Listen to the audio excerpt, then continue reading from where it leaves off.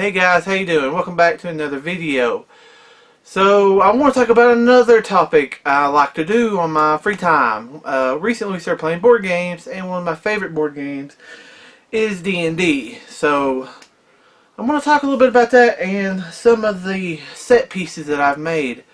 I've made these out of popsicle sticks, cardboard pieces out of like oatmeal boxes, and paint. So I haven't played D&D in a couple of years though, but we're starting to get back into it. As adults, it is very hard to get people together to do this kind of stuff, and it is a time-consuming game. If you haven't played it, you're missing out. Which I haven't played D&D, but we was playing. Let me get it up here. Pathfinder, which is another version of D&D. I like this, and this is the beginner box. You get all sorts of stuff, and it was like $30. $35 from Books A Million. So if you're interested in looking into that, it's pretty cheap, but it doesn't come with any set pieces like treasure chests or bookshelf, doorways, nothing like that. So when we was doing it, I started making it as this stuff, so I wanted to showcase some of the ones I've made. It's just going to be a quick video because this is one of them. This is a table. You know, it's very simple. This is popsicle sticks, and the legs are matchsticks. I just cut them down with scissors, and you know, I just painted it brown with some cheap acrylic paint from Walmart, and I think it turned out really well. So you can't have dungeons without doors. Some doors came out better than others, but here's the front of the door, and then here's the back. See, I didn't put the metal, I guess the barrings on it like I did the front. I guess this is the front, and you open it. And the base is bottom of an oatmeal box I just painted. And I made quite a few doors. Like I said, some came out better than others. This one is like lopsided. It's supposed to be an arch, but it's hard to cut popsicle sticks. And this side, I forgot to even put the chain on it. I made these about 2 years ago. And then one door I just completely messed up. You see the handle on this side? It's on the opposite side. It's not right behind each other like it should be. But other than that, it turned out really well. And I made like a torture table. It's slanted. And those are just like cheap chains I bought in crafts at Walmart. Put a little blood on it, stained it, and it's got a little red residue on the wood, making, you know, leftover blood. So I love this one. This is one of my favorite pieces I made. And this here turned out decent, I guess. This is a campfire. All it is a bunch of popsicle sticks, like shadings I had left over. I put them all together, painted them brown, and then that top layer, the red, is actually just hot glue gun. That's what I used to glue everything together. That's just hot glue gun stretched around to give it a campfire look. And this right here, it's the proudest thing I ever made for D&D.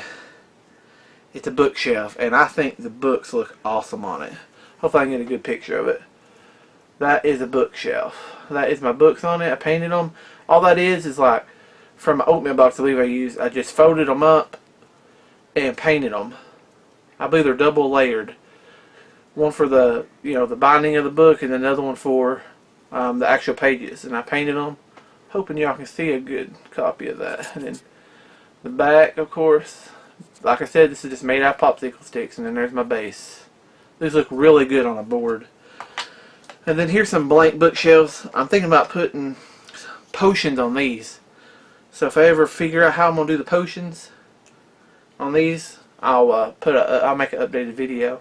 If you have any suggestions on how to make a little potions or what I could use, please leave a comment below, because I would like to know. And you know, they're not perfect. If you've noticed, they're kind of bent, some of them are, and you know, big gaps because they're in dungeons. They're not supposed to be immaculate because they're in, you know, these dungeons or something abandoned with monsters, so it's not going to be kept up with time like normal. And these are some things that I bought at the Dollar Tree. around Halloween Town, you know, Halloween time, you know, around Halloween, at Christmas time as well, they have those little villages that you can buy little figures with. Well, at the Dollar Tree, they had the same thing, but for Halloween themed, and I bought this werewolf here. And he was not bloodied at all. I bloodied him up because, of course, you know, werewolves shred stuff. So I got blood on his hands and everything. And another one I got was a skeleton with an axe. And he didn't have no blood on him at all. So, in my opinion, if you're hacking someone with an axe, their blood's going to splatter on you. So I made sure the front of him is full of blood. Because it makes sense. He's using that axe to hammer at the heroes or the villager. And then I tried, this is like the ugliest vampire I have ever seen. That's my phone. Look at that booty too. Why do they have to give that vampire booty? If she could twerk, she'd be making some money. But I don't think I did to her, if my camera would focus. You just give her a little blood on her teeth. And there's only one other thing that I'm working on. The colors are off right now, but I'm going to make them darker. This is just like a baseline for it. And this is my giant. Right now, the giant's going to stay blue. But the purple and the orange pants are going to be a lot darker. I'm going to age them or something. And I haven't paid the boater yet. But this came from an actual board game. This isn't from like Halloween or nothing.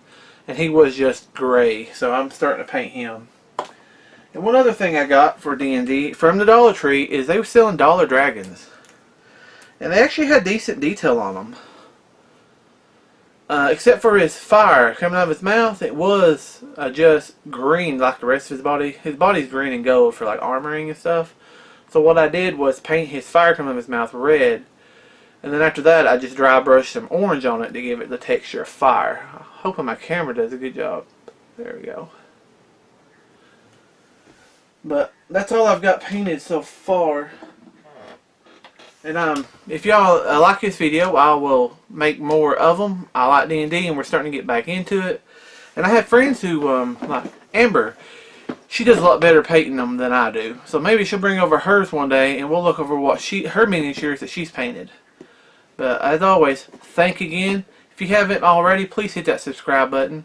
And as always, game on.